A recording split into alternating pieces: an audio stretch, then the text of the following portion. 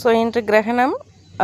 இந்த கிரகண நேரத்தில் வந்து நான் மந்திரம் வந்து பாராயணம் பண்ணும்போது வந்து பலன்கள் அதிகம் அப்படின்னு சொல்லியிருந்தேன் இதுக்கு முன்னாடி வீடியோவில்.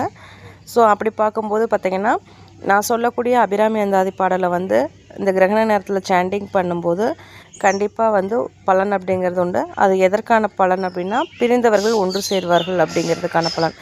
ஸோ கணவன் மனைவி கருத்து வேற்றுமையினால் வந்து பிரிந்திருந்தாங்க அப்படின்னா அவங்களுக்கு வந்து இது வந்து ரொம்ப யூஸ்ஃபுல்லாக இருக்கும்.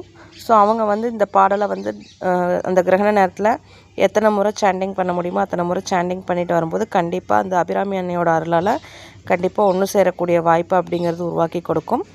ஸோ அந்த பாடல் என்ன பாடல் அப்படின்னா, 2வது பாடலான துணையும் தொழும் தெய்வமும் பெற்ற தாயும் சுருதிகளின் பனையும் கொழுந்தும் பதிகொண்ட வேரும் பனிமலர் பூங்கனையும் கருப்பு சிலையும் மென் பாசாங்குசமும் கையில் அணையும் திரிபுர சுந்தரி ஆவது அறிந்தனமே.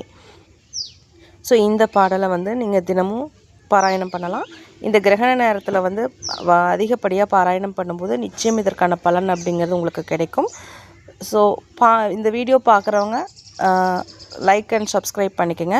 இதை யாருக்கெல்லாம் தேவைப்படுமோ அவங்களுக்கு வந்து ஷேர் பண்ணுங்கள். ஸோ இது வந்து ஒரு சப்போர்ட்டிங்காகவும் இருக்கும், அவங்களுக்கு வந்து ஒரு ஹெல்ப் பண்ணுறதாகவும் இருக்கும். So thank you.